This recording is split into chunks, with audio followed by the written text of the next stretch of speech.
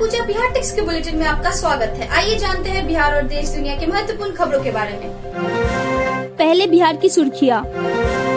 Sushant suicide case में पिता की तहरीर पर पटना में दर्ज हुआ केस। एक्टर के पिता ने कहा, रिया ने सुशांत के खाते से 17 करोड़ निकाले। वैशाली में गन पॉइंट पर घर में डकैती, 30 लाख के जेवरात ले गए अपराधी। समस्तीपुर में हादसा, हाई वोल्टेज बिजली के तार से सटने पर नाव में करंट से 6 जख्मी और 2 लापता। जमुई में मॉब लिंचिंग, बैल चोरी कर भाग रहे 2 चोरों को ग्रामीणों ने पीट कर मार डाला। कोरोना महामारी से निपटने को 9 डीएसपी का ट्रांसफर, संबंधित स्थानों पर तत्काल योगदान देने के निर्देश। बिहार में अब सभी पीएचसी में होगी कोविड-19 संक्रमण की जांच, एंटीजन किट उपलब्ध। मुजफ्फरपुर नरकटियागंज रेलखंड पर चलने लगी ट्रेनें, 3 दिनों से रेलखंड पर ठप था ट्रेनों का परिचालन। पटना में कोरोना से मौत होने पर अब दिन में भी कर सकेंगे अंतिम संस्कार, डेड बॉडी डिस्पोजल पर बदले नियम। बिहार के सभी जिलों में प्लाज्मा डोनर का 1 साल मुफ्त इलाज करेंगे डॉक्टर। बिहार के 61 सांसद फंड का पैसा खर्च करने में पिछड़े, नहीं खर्च किए 123 करोड़। अब देश दुनिया की सुर्खियां। आज अंबाला पहुंचेगा राफेल, एयरफोर्स बेस के आसपास धारा 144 लागू। मायावती ने कहा, अशोक गहलोत को सबक सिखाने का वक्त आ गया, हम सुप्रीम कोर्ट तक जाएंगे। मलेशिया के पूर्व प्रधानमंत्री नजीब रजाक को भ्रष्टाचार के 7 आरोपों में 12 साल की जेल। ताइवान की कंपनी TSMC के वैल्यूएशन में 2 दिन में 5.4 लाख करोड़ रुपए का इजाफा हुआ, ये जियो की कुल वैल्यूएशन से भी ज्यादा। देवी दुर्गा से जुड़े आपत्तिजनक ट्वीट के बाद इजराइल के पीएम नेतन्याहू के बेटे ने मांगी माफी। अब खबरें विस्तार से। फिल्म अभिनेता सुशांत सिंह राजपूत के सुसाइड केस में नया मोड़ आ गया है। सुशांत के पिता केके सिंह ने पटना के राजीव नगर थाने में केस दर्ज कराया है। केके सिंह ने कुछ फिल्मी हस्तियों पर सुशांत को आत्महत्या के लिए उकसाने का आरोप लगाया है। हालांकि उन्होंने किसी को नामजद आरोपी नहीं बनाया है। इसके साथ ही केके सिंह ने सुशांत की गर्लफ्रेंड रिया चक्रवर्ती पर खाते से 17 करोड़ रुपए निकालने का आरोप लगाया है। खबरों की माने तो सुशांत के पिता ने पुलिस को कई अहम जानकारियां दी है। एसएसपी उपेंद्र शर्मा ने जांच के लिए 4 पुलिस अफसरों की टीम मुंबई भेजी है। टीम ने मुंबई पुलिस के एक बड़े अफसर से बातचीत भी की है और सुशांत की केस डायरी की कॉपी देने को कहा है। वैशाली जिले में घर के मालिक को बंधक बनाकर भीषण डकैती किए जाने का मामला सामने आया है। वारदात वैशाली थाना के पवनी हसनपुर गांव में हुई। यहां सोमवार मंगलवार की दरमियानी रात 12 डकैत 30 लाख से ज्यादा रुपए की कीमती जेवरात और सामान लूटकर फरार हो गए। लूटपाट के दौरान अपराधियों ने घर के सभी सदस्यों को हथियार के बल पर बंधक बना लिया और लूटपाट की घटना को अंजाम दिया। विरोध करने पर डकैतों ने गृह स्वामी सूर्यदेव तिवारी और उनके परिवार वालों के साथ न सिर्फ मारपीट की बल्कि जान से मारने की धमकी भी दी। समस्तीपुर जिले के चकमेहसी थाना के बाढ़ प्रभावित नामापुर गांव से सोरमार बांध पर जा रही बाढ़ पीड़ितों से भरी नाव बिजली के 11,000 वोल्ट के तार के संपर्क में आ गई। इससे नाव पर सवार 8 लोग झुलस गए और 2 लोग करंट लगने के बाद नदी में गिर गए। दोनों लापता है। करंट से झुलसे 8 लोगों को इलाज के लिए सदर अस्पताल में भर्ती कराया गया है। घायलों के नाम सजीवन कुमार, फूल कुमारी, सुधो कुमारी, संजना कुमारी, झूली देवी, सुषमा देवी, किरण देवी और राजकुमार कापर है। अजय कुमार और दीपक कुमार लापता है। जमुई जिले के सिमुलतना थाना क्षेत्र के तिलोना गांव के राय टोला में बैल चोरी कर रहे 2 चोरों को ग्रामीणों ने पकड़ लिया और पीट कर दोनों को मार डाला। सूचना मिलने पर सुबह पहुंची पुलिस ने दोनों शवों को पोस्टमार्टम के लिए जमुई भेज दिया। खबरों की माने तो 1 महीने से गांव में चोरों ने आतंक मचा रखा था। ग्रामीणों ने कुछ घटना की शिकायत पुलिस में की थी, लेकिन पुलिस ने कोई कार्रवाई नहीं की। उल्टे गाँव वालों को ही डांट फटकार कर थाने से भगा दिया जाता था। बिहार पुलिस मुख्यालय ने डीएसपी स्तर के 9 पुलिस अफसरों का तबादला कर दिया है।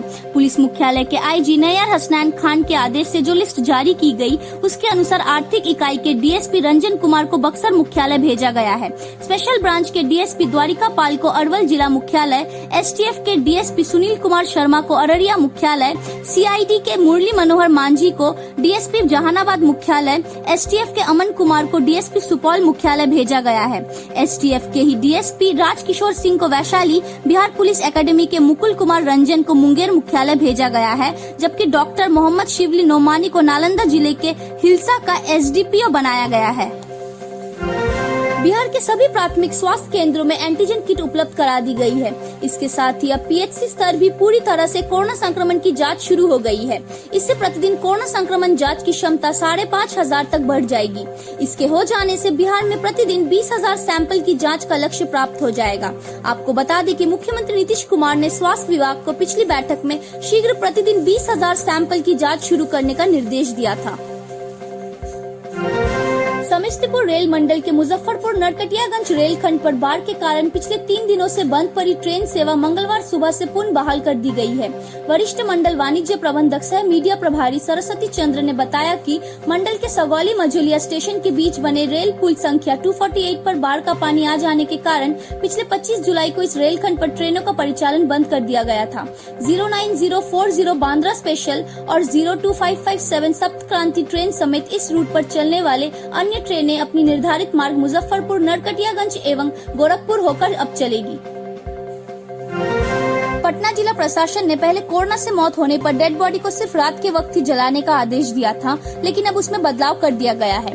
अब इन शवों को 24 घंटे जलाने का प्रावधान कर दिया गया है।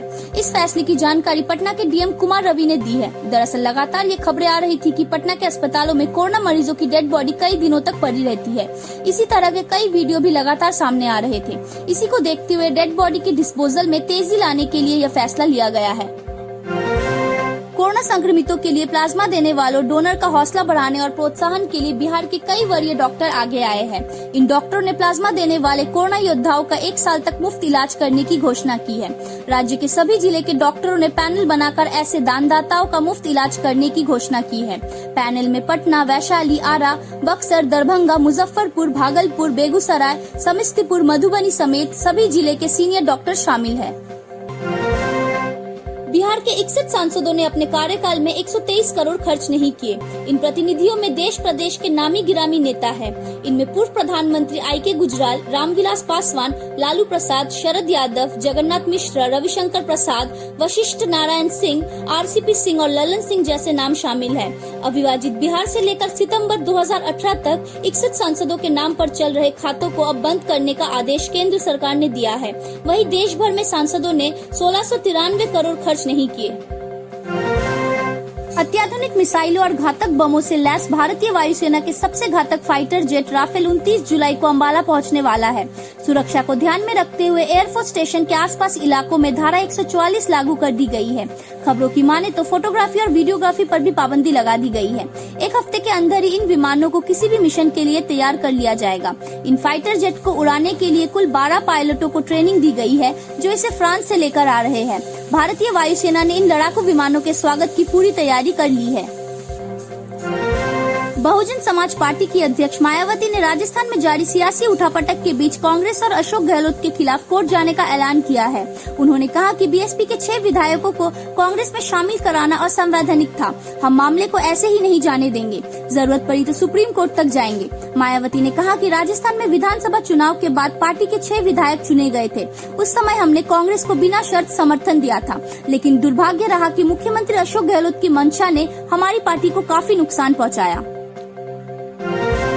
मलेशिया की एक अदालत ने पूर्व प्रधानमंत्री नजीब रज्जाक को सरकारी निवेश कोष से अरबों डॉलर के गबन के मामले में मंगलवार को दोषी करार दिया और 12 साल के लिए जेल की सजा सुनाई गई। फैसला सुनते समय रज्जाक का चेहरा शांत था और चेहरे पर कोई भाव नजर नहीं आ रहा था। वह मलेशिया के पहले ऐसे नेता है जो दोषी करार दिए गए हैं। उन्होंने इस फैसले को चुनौती देने की बात कही है। आपको बता दें कि महातीर ने पिछले साल संयुक्त राष्ट्र में कश्मीर को लेकर भारत के खिलाफ पाकिस्तान के सुर में सुर मिलाए थे, जिसके बाद उन्हें अपने ही देश में राजनीतिक दलों से काफी आलोचना का सामना करना पड़ा था। ताइवान की सबसे बड़ी स्टॉक कंपनी ने महज 2 दिनों में $72 बिलियन यानी करीब 5.4 लाख करोड़ रुपए जोड़े हैं, जो गोल्डमैन सैच ग्रुप इंक के बराबर है। वहीं मुकेश अंबानी की जियो की वैल्यूएशन से भी ज्यादा है। जियो की मौजूदा वैल्यूएशन 5.16 लाख करोड़ रुपए है। ताइवान सेमीकंडक्टर मैन्युफैक्चरिंग कंपनी यानी TSMC ने ताइपेई में मंगलवार को 9.9% की बढ़ोतरी की। इस ग्रोथ के चलते ये दुनिया की 10वीं सबसे बड़ी कंपनी बन गई है। इजराइल के प्रधानमंत्री बेंजामिन नेतन्याहू के बड़े बेटे एयर ने भारतीयों के भावनाएं आहत करने वाली ट्वीट को लेकर हिंदुओं से माफी मांगी है। सोशल मीडिया पर काफी सक्रिय 29 वर्षीय एयर ने देवी दुर्गा की एक तस्वीर साझा की थी, जिनके चेहरे पर लियात बेन अरी का चेहरा लगा था। प्रधानमंत्री नेतन्याहू के खिलाफ भ्रष्टाचार मामले में लियात बेन अरी अभियोजक है। उनके कई हाथों को अभद्र इशारे करते हुए दिखाया गया है।